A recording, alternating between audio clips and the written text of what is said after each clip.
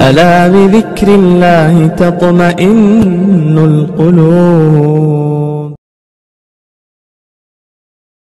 الحمد لله نحمده ونستعينه ونستغفره ونؤمن به ونتوكل عليه ونعوذ بالله من شرور أنفسنا ومن سيئات أعمالنا.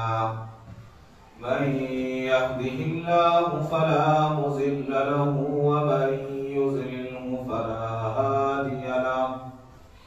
ونشهد أن لا إله إلا الله وحده لا شريك له. ونشهد أن سيدنا وسندنا وشفيعنا وحبيبنا ومولانا محمدا عبده ورسوله. أما بعد فأعوذ بالله السميع العليم من الشيطان الرجيم. بسم الله الرحمن الرحيم.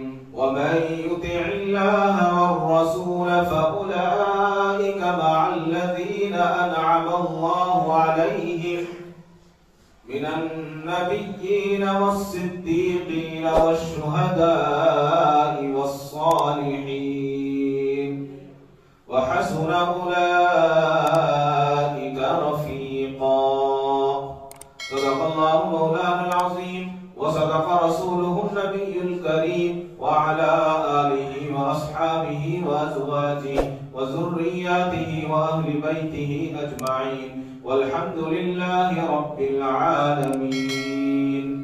کہ محمد سے وفا تو نے، کہ محمد سے وفا تو نے تو ہم تیرے ہیں، کہ محمد سے وفا تو نے تو ہم تیرے ہیں. یہ جہاں چیز ہے کیا لوح و قلم تیرے ہیں. محترم حضرات، بزرگوں اور بھائیوں، میں نے ابھی آپ کے سامنے قرآن کریم کی ایک آیت تلاوت کی جس کا ترجمہ یہ ہے: جس نے اطاعت کی اللہ اور اس کے رسول صلی اللہ علیہ وسلم کی، سو یہی ہیں جو ہوں گے ان لوگوں کے ساتھ جن پر انعام کیا ہے اللہ نے. ان پر یعنی انبیاء علیہم السلام، صدیقین اور صالحین کے، اور بہت اچھے ہیں یہ لوگ بطور رفیق کے. معاملہ یہ ہے کہ جو لوگ صدیق ہوں گے، سچے ہوں گے، جو لوگ نیک ہوں گے اور جو لوگ صالح ہوں گے، اللہ تبارک و تعالی انہیں انبیاء علیہم السلام کے ساتھ رکھیں گے. کل جنت میں اللہ تعالیٰ ان کا رفاقت ان کو عطا فرمائیں گے اور وہ ان کے ساتھ رہیں گے. اللہ تعالیٰ نے یہ کیوں فرمایا؟ حضرت عائشہ صدیقہ رضی اللہ تعالی عنہا فرماتی ہے کہ ایک صحابی نبی اکرم صلی اللہ علیہ وسلم کی خدمت میں حاضر ہوئے اور عرض کیا کہ یا رسول اللہ، مجھے آپ اپنی جان اور اپنی اولاد سے زیادہ محبوب ہیں. آپ سے میں اپنی جان سے، اپنی اولاد سے زیادہ محبت کرتا ہوں، اور جب کبھی گھر میں ہوتا ہوں اور مجھے آپ کی یاد ستاتی ہے تو میں صبر نہیں کر سکتا جب تک آپ کی خدمت میں آ کر آپ کی زیارت نہ کر لوں. صحابی نے کہا کہ میں گھر میں رہتا ہوں اور آپ کی جب یاد ستاتی ہے، جب تک زیارت نہیں کر لیتا مجھے صبر نہیں ہوتا.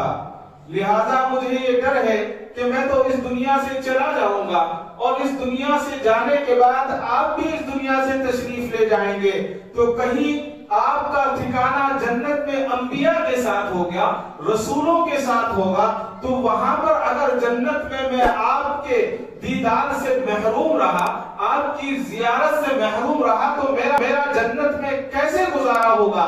مجھے یہ بات بہت پریشان کرتی ہے. لہذا میں آپ سے یہ پوچھنے کے لیے آیا ہوں کہ کل جب مجھے جنت کے اندر آپ کے دیدار کی تڑپ ہوگی تو میں وہاں کیا کروں گا؟ حضور اکرم صلی اللہ علیہ وسلم نے کوئی جواب نہیں دیا. صحابی نے پوچھا کہ مجھے یہ ڈر ہے کہ کہیں جنت میں آپ کی زیارت سے محروم نہ ہو جاؤں، مجھے یہ ڈر ہے، یہ بتائیے. حضور نے جواب نہیں دیا. خاموش رہنے کے بعد جب جواب نہیں آیا تو حضرت سیدنا جبرائیل علیہ السلام تشریف لائے اور حضرت سیدنا جبرائیل علیہ السلام یہ آیت لے کر نازل ہوئے وَمَن يُطِعِ اللَّهَ وَالرَّسُولَ فَأُولَٰئِكَ مَعَ الَّذِينَ أَنْعَمَ اللَّهُ عَلَيْهِمْ مِنَ النَّبِيِّينَ وَالصِّدِّيقِينَ وَالشُّهَدَاءِ وَالصَّالِحِينَ وَحَسُنَ أُولَٰئِكَ رَفِيقًا۔ بتائیے کہ جب انسان کے اندر سچی محبت اور تڑپ ہوتی ہے تو اللہ تبارک و تعالیٰ اس کو کیسے پورا فرماتے ہیں؟ یعنی تڑپ صحابی کی تھی، سوال حضور سے فرمایا اور اس کا جواب کس نے دیا؟ جواب دیا اللہ تبارک و تعالیٰ نے۔ اور صرف اس صحابی کو انعام نہیں فرمایا بلکہ آنے والی قیامت تک کے ہر مسلمان کے لیے فرما دیا کہ اگر تم نیک ہوگے، صالح ہوگے، صدیق ہوگے، سچے ہوگے تو کل قیامت کے بعد جنت کا جو زمانہ آئے گا وہ حضور اکرم صلی اللہ علیہ وسلم کے ساتھ گزار سکتے ہو۔ اس سے بڑا انعام اور کیا ہو سکتا ہے؟ اور یہ کب حاصل ہوگا؟ جب ہم ہماری زندگیوں کے اندر سنتیں آئیں گی، چھوٹی سی چھوٹی سنت، بڑی سے بڑی سنت، ہر چیز کو ہم اس کو اہمیت دیں گے۔ اہمیت کب دی جاتی ہے؟ جب اس سے محبت ہوتی ہے، اور اگر کسی چیز سے محبت نہیں ہے تو کوئی اہمیت نہیں ہے۔ نبی اکرم صلی اللہ علیہ وسلم کے ساتھ صحابہ کی کیا محبت تھی؟ حضرت ابو بکر کی، حضرت عمر کی۔ حضرت عمر رضی اللہ تعالیٰ عنہ کے تعلق سے آتا ہے کہ آپ کے بیٹے حضرت ابن عمر رضی اللہ تعالیٰ عنہ ایک مرتبہ گھر میں ہیں۔ حضرت عمر نے آواز لگائی اے میرے فرزند ذرا ادھر آؤ۔ حضرت عمر رضی اللہ تعالیٰ عنہ کے بیٹے آتے ہیں، پوچھتے ہیں کہ ابا جان کیا کام ہے؟ کہا کہ کام کچھ نہیں، میرے کرتے کی آستین بڑی ہے، جاؤ چاقو لے کر آؤ اور اس آستین کو میں پکڑتا ہوں، چاقو سے اس کو کاٹ دو۔ عام سی بات ہے، اس زمانے میں ایسا مسئلہ نہیں تھا جیسے آج ناپ پر ٹیلر کپڑے سیتے ہیں۔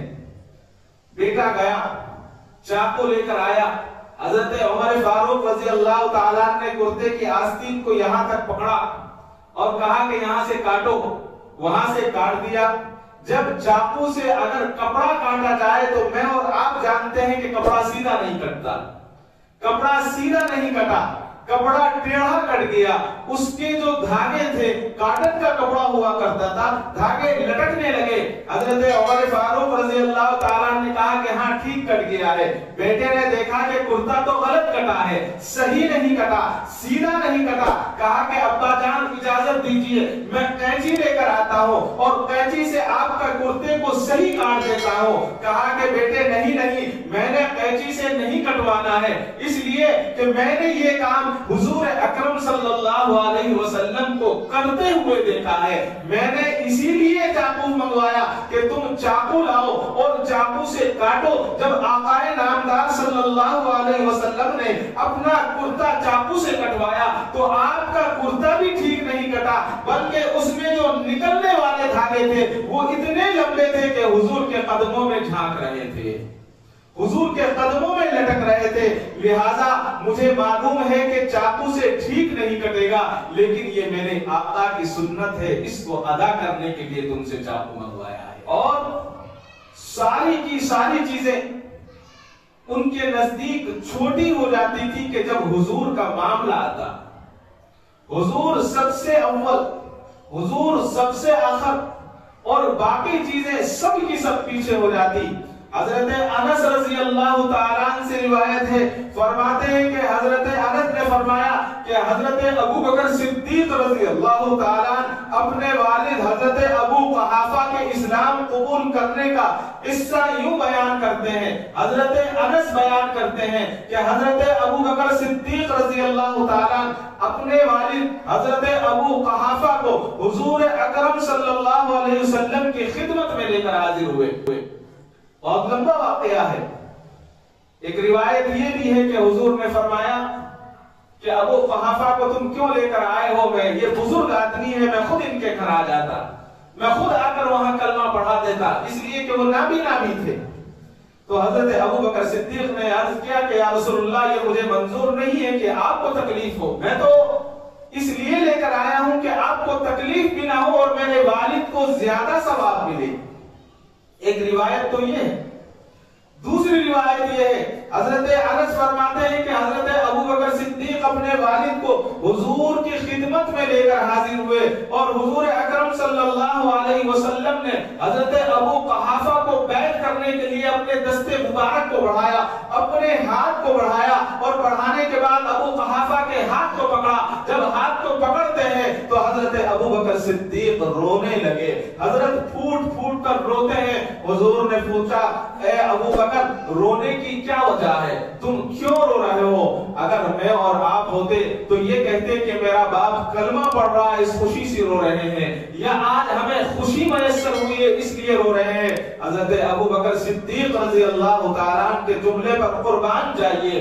हजरत अबू बकर सिद्दीक ने फरमाया कि या रसूलुल्लाह, मैं इसलिए नहीं कि मेरा बाप कलमा पढ़ रहा है, मैं इसलिए रो रहा हूँ कि मुझे ये बात ज्यादा पसंद है कि ये हाथ मेरे वालिद के हाथ के बजाय अगर आपके चचा अबू तालिब का हाथ होता तो मुझे आज ज्यादा खुशी होती।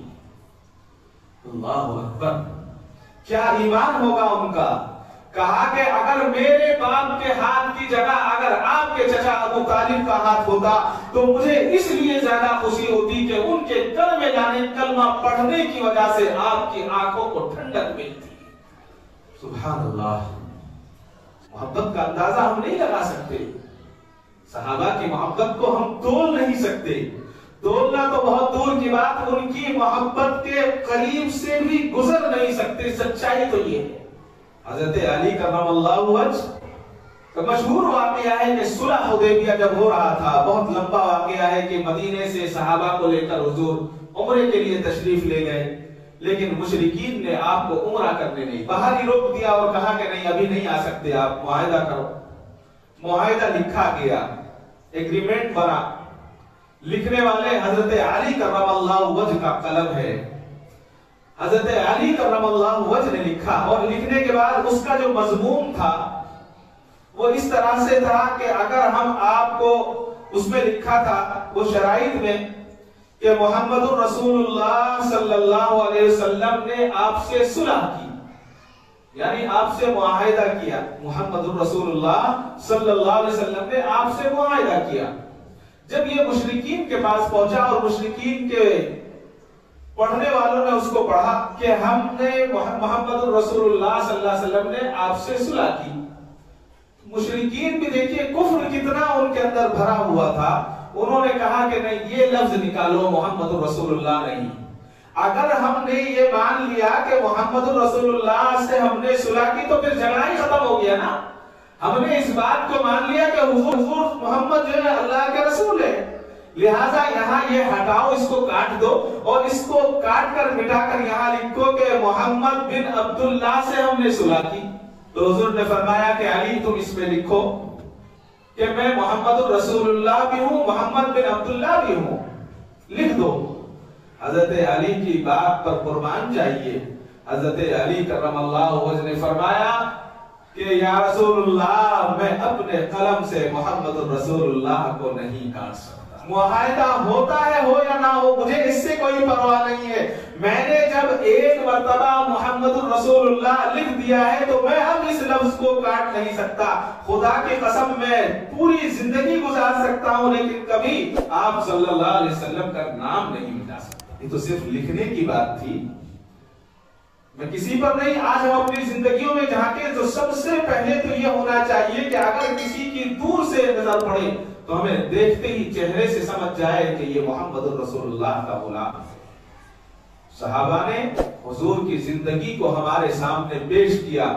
हजरत तलहा बिन बर्रा रज़ी अल्लाह ताला नबी करीम सल्लल्लाहु अलैहि वसल्लम की खिदमत में हाजिर हुए और आपसे मुलाकात की और मुलाकात करने के बाद आपके पैरों को पकड़ लिया और पैरों को पकड़ने के बाद हुजूर सल्लल्लाहु अलैहि वसल्लम के कदम मुबारक को बोसा देते हैं और हुजूर का बोसा लेने के बाद, कदम मुबारक का बोसा लेने के बाद अर्ज करते हैं कि या रसूलुल्लाह, आप जो हुक्म देंगे मैं उस पर अमल करूंगा, आपका हर हुक्म मैं पूरा करूंगा, आप मुझे हुक्म फरमाएं।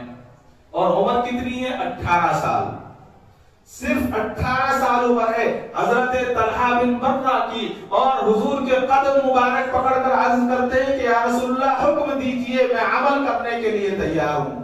हुजूर ने देखा कि सिर्फ 18 साल उम्र है اور برا کا جو ہے اتنا جذبہ، اتنا ایمان، حضور نے کہا کہ جاؤ جاؤ میں تمہیں حکم دیتا ہوں اپنے باپ کو قتل کر دو۔ میں اور آپ ہوتے تو کیا کرتے؟ ایمان کو دیکھیے، حضرت طلحہ بن برہ سے کہا کہ جاؤ اپنے باپ کو قتل کر دو، حضرت طلحہ بن برہ چل پڑے، باپ کو قتل کرنے کے لیے چل پڑے، اس لیے کہ وہ کفر کی حالت میں تھے، وہ مسلمان نہیں تھے۔ حضور نے کہا کہ طلحہ واپس آؤ، واپس آ گئے۔ کہا کہ طلحہ کہاں جا رہے تھے؟ کہا کہ رسول اللہ آپ نے حکم فرمایا تھا کہ باپ کو قتل کر دو، باپ کو قتل کرنے کے لیے جا رہا تھا۔ حضور نے فرمایا میں تو رحمت للعالمین بن کر آیا ہوں، میں نے صرف تمہارا امتحان لیا تھا، تم امتحان میں کامیاب۔ یہ تھی محبت رسول۔ اور کیسا عشق! میں اور آپ ہم 100 بات کرتے ہیں، کسی اور کی ضرورت نہیں، ہم اپنی بات کریں گے۔ ہم زبانی تو بہت کہتے ہیں، لیکن جب کرنے کا موقع آتا ہے تو سب پیچھے چھوڑ دیتے ہیں کہ اللہ معاف کرنے والا ہے۔ ایک جملہ ہمارا ہوتا ہے اللہ معاف کر دیں گے، اللہ تو معاف کرے گا ہی، اللہ تو ارحم الراحمین ہے ہی۔ غزوہ احد کے موقع پر حضور اکرم صلی اللہ علیہ وسلم دشمنوں کے درمیان آ گئے، دشمنوں نے گھیر لیا، حضرت ابو دجانہ رضی اللہ تعالیٰ عنہ آپ پر جھک گئے۔ کیسے جھکے؟ تاریخ نے لکھا ہے کہ اپنی پیٹھ کو حضور کے لیے ڈھال بنا لیا۔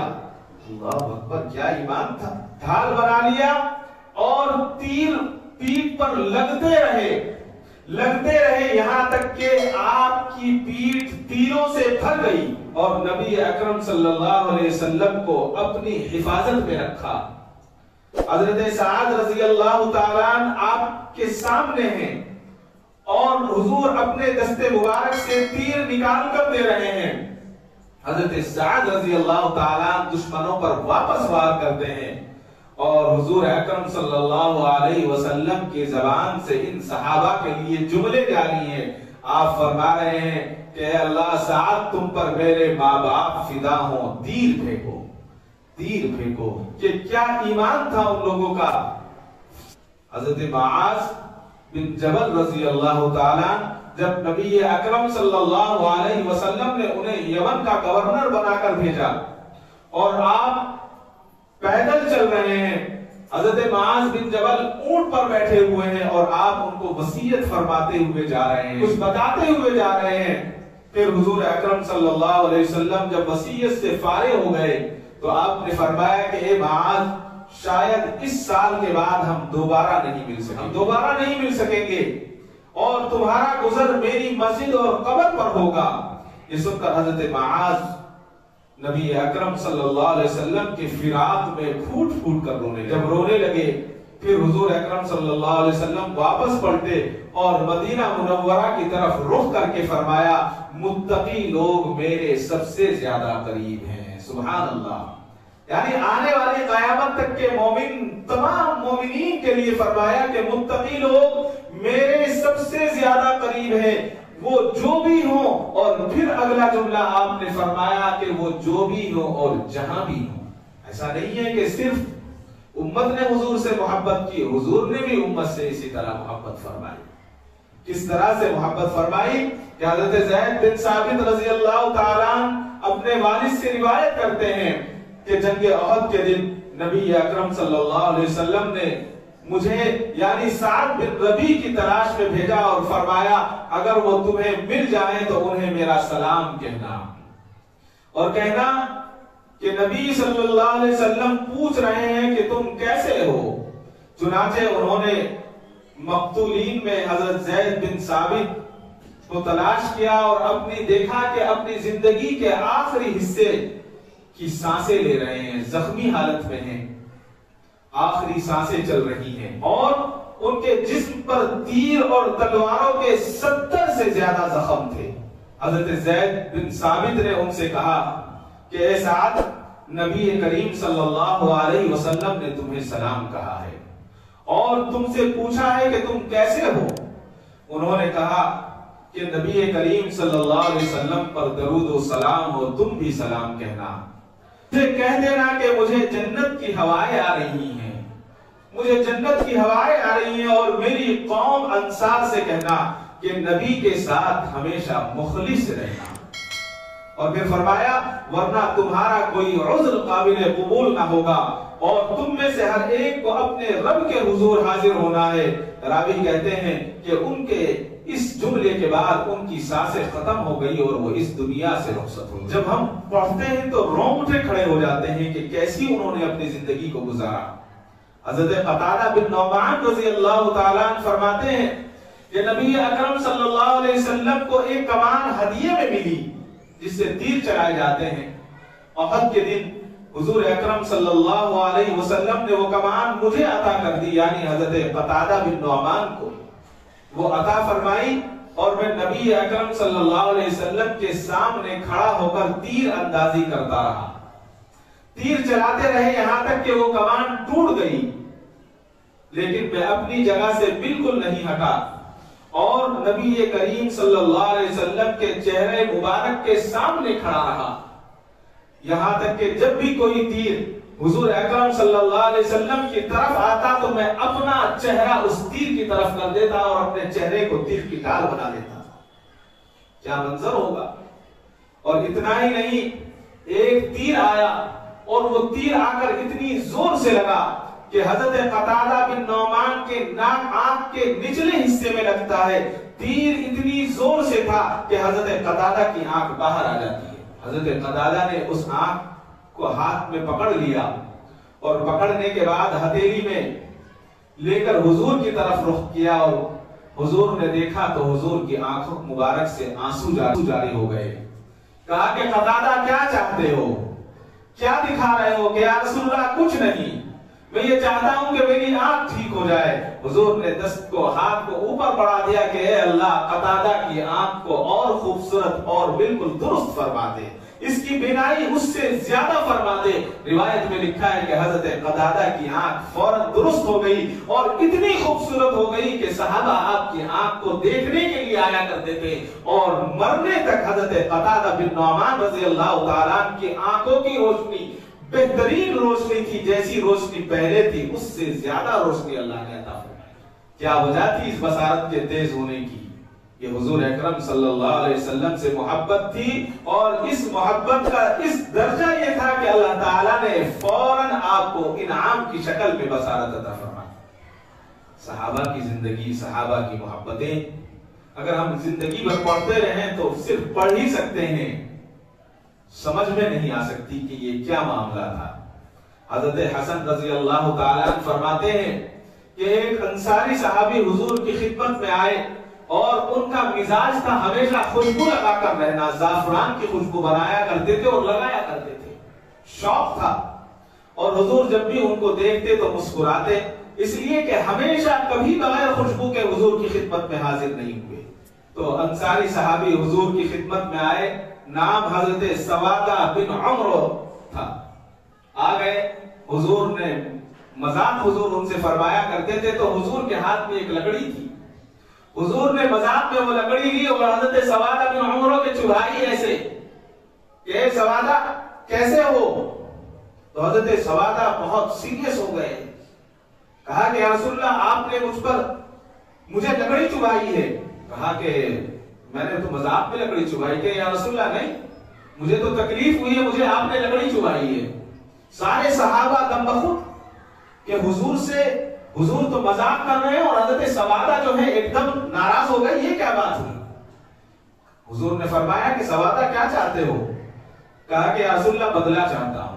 سارے کے سارے سناٹا چھا گیا کہ رسول اللہ سے بدلہ، اور ہمیشہ حضور محبت فرماتے اور محبت میں مذاق کیا اور کہہ رہے ہیں کہ میں تو بدلہ لوں گا۔ حضور کی سیرت پر قربان جائیے، اخلاق پر قربان جائیے۔ حضور نے کہا کہ سوادہ بدلہ لے لو، کہا کہ ایسے نہیں لوں گا، کپڑے ہٹاؤ، میں نے تو ایک جبہ پہنا ہے، آپ نے 2 کپڑے پہن رکھے ہیں۔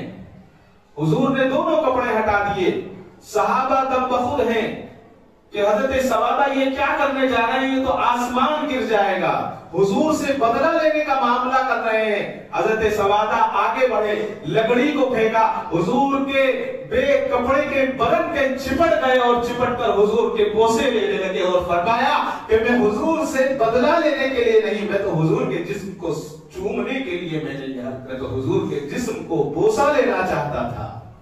بس میرا بدلہ لینے کا کوئی ارادہ نہیں تھا، یا رسول اللہ مجھے معاف فرما دیں، میں تو صرف آپ کے جسم اطہر کو چومنا اور سونگنا چاہتا تھا۔ اللہ اکبر۔